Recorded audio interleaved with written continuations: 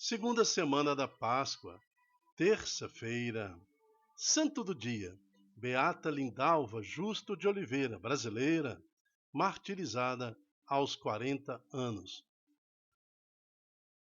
Século XX, nascida em 20 de outubro de 1953, no povoado do Sítio de Areia, no Rio Grande do Norte, já vivendo sua vida consagrada em janeiro de 1993. Augusto da Silva Peixoto é um dos pessoas que eram auxiliadas por ela e começou a receber ajuda alimentícia, onde a irmã trabalhava, logo se apaixonou-se por ela. Ela sempre deixou claro que não poderia corresponder ao sentimento dele, mas ao contrário do que ela esperava, só fez aumentar o ressentimento dele por ela. Por não ser correspondido, em 9 de abril de 1993, ele assassinou a Beata Lindalva com 40 facadas, começando pelas suas costas, entre a clavícula e levando ela subitamente à morte. Beata Lindalva Justo de Oliveira, brasileira, que sempre testemunhou Jesus, rogai por nós. Essas injustiças podem acontecer na vida daqueles que procuram anunciar Cristo Jesus. E com coragem, a Beata Lindalva levou Jesus até o fim da sua vida. Amém. Estamos reunidos em nome do Pai, do Filho, do Espírito Santo. Amém. Na primeira leitura de hoje, nós vamos ver em Atos dos Apóstolos, no seu capítulo 4, de 32 a 37. Leitura dos Atos dos Apóstolos. A multidão dos fiéis era um só coração, uma só alma. Que bacana, né? Isso aí é a igreja nascente, a igreja que nasce com os apóstolos, com Jesus Cristo, a igreja apostólica. Ela era um só coração e uma só alma. O magistério da igreja unificava a igreja pela santa tradição. Eu quero lembrar a vocês que no primeiro século, até os anos 100, 150, né, já entrando no segundo século, não tinha Bíblia, não tinha nenhuma palavra escrita de Jesus. Tudo foi feito pela tradição. Por isso que a tradição ela é santa. As pessoas falavam umas com as outras, testemunhavam com a sua vida, anunciando Jesus. Não tinha evangelho, não tinha carta de Paulo, carta de ninguém, nenhuma carta. Então é assim que começa a igreja, pela tradição. E a santa tradição é guardada até os dias de hoje. A palavra de Deus ela é importante, contém a intenção de Deus para cada um de nós, a Bíblia, né? Mas a nossa fé não pode ficar restrita somente à Bíblia. A santa tradição é a segunda coluna que sustenta a nossa fé em Cristo Jesus. E também o santo magistério, que são homens que, sucedendo aos apóstolos, na pessoa de cada bispo, né, guardam a doutrina da fé até os dias de hoje, até o fim dos séculos, conforme previsto pelo Santo Evangelho. Com grandes sinais de poder, os apóstolos davam testemunho da ressurreição de Jesus. Eles davam testemunho da ressurreição de Jesus. Os fiéis eram estimados por todos. Entre eles, ninguém passava necessidade, né? Porque aqueles que possuíam terras ou casa vendiam-nas, levavam o dinheiro aos pés dos apóstolos. Depois era distribuído conforme a necessidade de cada um. Um grande exemplo disso foi José, chamado pelos apóstolos de Barnabé, que significa filho da consolação. Ele era natural de Chipre, possuía um campo, vendeu e foi depositar o dinheiro aos pés dos apóstolos. Palavra do Senhor, graças a Deus. Ninguém considerava como própria as suas coisas que possuíam, mas tudo entre eles era posto em comum. Que possamos reviver esta natureza da comunidade cristã, né? Nós exercitamos essa realidade também nas nossas igrejas, através dos serviços, das pastorais, dos movimentos, pequenas comunidades que se amam e testemunham entre si o verdadeiro amor de Cristo. No Salmo de hoje, o Salmo de hoje vai nos trazer esta mensagem. Salmo 92. Reina, Senhor, revestiu-se de esplendor. Deus é o rei e se vestiu de majestade, vestiu-se de poder e esplendor.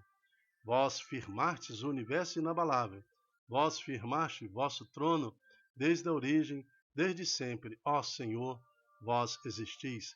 Verdadeiros são os vossos testemunhos.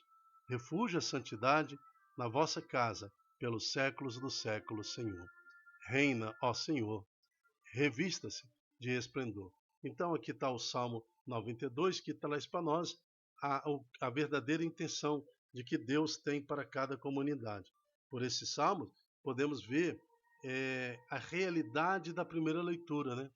Onde o Senhor reina a paz, a justiça. Assim era a primeira comunidade. E também, através desse Salmo, abre-se a porta para entrarmos no Evangelho de hoje, que é em João, capítulo 3, de 7 a 15. O Senhor esteja conosco, Ele está no meio de nós. Proclamação do Evangelho de Jesus Cristo segundo João. Glória a vós, Senhor. Naquele tempo, disse Jesus a Nicodemos: Vós deveis nascer do alto. O vento sopra onde ele quer, e tu podes ouvir o ruído, mas não sabe de onde vem, nem para onde vai. Assim acontece a todo aquele que nasceu do Espírito. Então, essa palavra tocou o coração de Nicodemos, mas também deixou Nicodemos confuso. Como assim? Como que isso pode acontecer? Nicodemos perguntou então a Jesus: Como é que isso pode acontecer? Respondeu-lhe Jesus: Tu és mestre em Israel, mas não sabe estas coisas? Em verdade te digo, nós falamos daquilo que sabemos e damos testemunho daquilo que temos visto. Mas vós não aceitais o nosso testemunho, se não acreditais. Quando vos falo da coisa da terra, quando eu falo de vento, quando falo que sopra, né? Como acreditareis se vos falar das coisas do alto, do céu? E ninguém subiu ao céu, a não ser aquele que desceu do céu, né? Então, Jesus falava para Nicodemos: Eu posso falar das coisas do céu, porque eu desci do céu. O Filho do Homem, eu sou o Filho do Homem.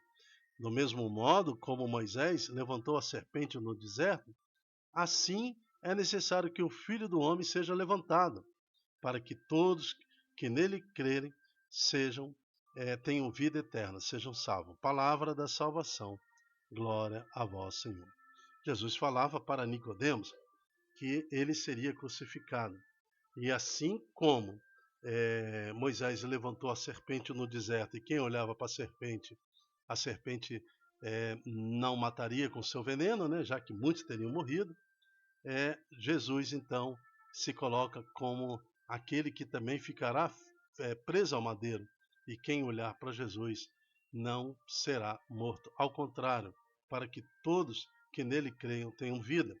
Em 1 Coríntios, capítulo 1, de 23 a 25, Paulo fala assim: eu venho pregar para vocês sobre o Cristo crucificado. Então não há, é uma heresia muito grande querer tirar a cruz de Jesus. Porque a Igreja Católica prega Jesus crucificado. Também Paulo pregava Cristo crucificado. É só pegar a palavra. Em 1 Coríntios, capítulo 1, no versículo 23. Venho vos falar do Cristo, Cristo crucificado, loucura para o mundo, né? Então nós não podemos tirar a cruz de Cristo. É o Cristo crucificado. Olhando, e o próprio Jesus fala para Nicodemos aqui agora no versículo 14, do mesmo modo que como Moisés levantou a serpente no deserto, assim é necessário que o Filho do Homem seja levantado, ou seja, na cruz, Cristo crucificado. Então, para que todos que olham para o Cristo crucificado, creem e, crendo, terão vida eterna. Porque o sacrifício de Jesus por nós nos trouxe a salvação. Ele é o Cordeiro perfeito e eterno que nos trouxe a reparação. Adão e Eva, quando pecaram diante de Deus, né? Então, em espírito, tornando esse pecado eterno, tornando esse pecado vivo eternamente. Mas também é eterno o sacrifício de Jesus, então eles se equivalem. Jesus, sendo Deus, tendo sua condição eterna, se fez homem e reparou os nossos pecados com seu sangue. Deu-se por cada um de nós, levando sobre si nossas maldições, tudo aquilo que nos prendia e nos condenava à morte eterna. A ressurreição de Jesus é o início da nossa ressurreição. Então, a partir de Jesus, todos aqueles que morrem crendo nele, né, olhando para a cruz de Cristo, serão ressuscitados também, assim como Jesus. Essa é a promessa do Cristo para cada um de nós. E por isso louvamos e bendizemos ao Senhor. Amém. Eu me chamo Dilton Góes. O nosso projeto chama-se Admin-se Não Evangelizar. Seja você também um evangelizador. Multiplique em suas redes sociais esta palavra, esta oração, para que mais corações estejam sensíveis à ressurreição do nosso Senhor Jesus Cristo. Até a próxima, se Deus quiser. Tchau, tchau.